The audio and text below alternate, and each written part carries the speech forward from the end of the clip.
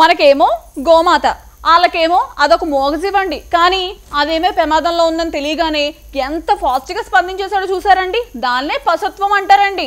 ఇదిగో అమ్మాయి, ఏం మాట్లాడుతున్నావు? పశుత్వం అంటే ఏంది? మనుషుల పైన చూపించేస్తే మానవత్వం అంటాం కదా, అలాగే పశువుల మీద చూపించేస్తేనే కదా ప్రేమని పశుత్వం అంటాం. తప్పేంటి అసలు?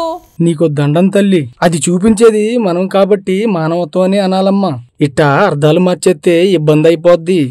ఛీ, ఎంతైనా నీకు నేనంటే కుల్లబ్బాయి, కొత్త కొత్త పదాలు కనిపెట్టేస్తున్నానని. అంత లేదు గాని ముందు ఏం చెప్పాలనుకుంటున్నావో అది చెప్పు. చెప్పడానికి ఏం లేదు కానీ చూపించేస్తున్నాను, మీరు చూసేయండి.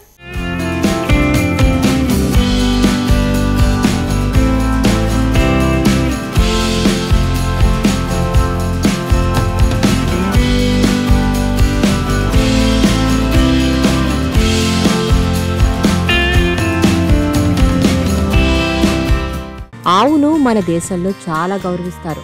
ఓ తల్లిగా చూస్తూ గోమాత అంటారు. కానీ ఇక్కడ ఉన్న వాళ్ళు మాత్రం కొన్నిసార్లు ఆవును సరిగ్గా పట్టించుకోరు. అవి ప్రమాదంలో ఉన్నా కూడా చూసి వెళ్ళిపోతారే తప్ప కాపాడే ప్రయత్నం మాత్రం చేయరు. కొందరు మాత్రం గోమాతను దగ్గరికి తీసుకుంటారు. ఇప్పుడు మీరు చూస్తున్న వీడియోలో కనిపిస్తున్న వ్యక్తి మన దేశీయుడు కాదు, హిందువు కూడా కాదు. కానీ గోమాతను మాత్రం రక్షించాడు. ఓ ఆవును ప్రమాదం నుంచి రక్షించాడు ఓ ఆస్ట్రేలియన్ కుర్రాడు.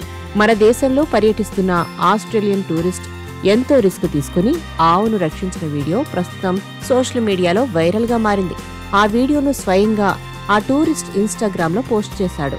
ఇండియాలో పర్యటిస్తున్న క్రమంలో ఆ ఆస్ట్రేలియన్ కు దూరం నుంచి ఓ సీన్ కనిపించింది. చిన్న కాలువలో పాపం ఆవు పడిపోయి ఉంది. వెనుక భాగం కాలువలో ఇరుక్కుపోయింది.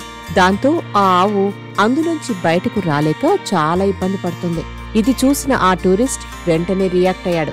దానిని రక్షించేందుకు రెడీ అయ్యాడు. వేరే వ్యక్తి సాయంతో దానిని రక్షించాడు. ఆవును బయటకు తీసుకొస్తున్న సమయంలో అతని వేలికి గాయం కూడా అయ్యింది.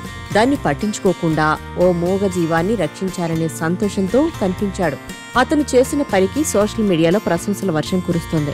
అతనికి గోమాత అనే ఇంట్రెస్ట్ కంటే ఓ మూగజీవిని రక్షించారనే ఫీలింగ్ ఉంది.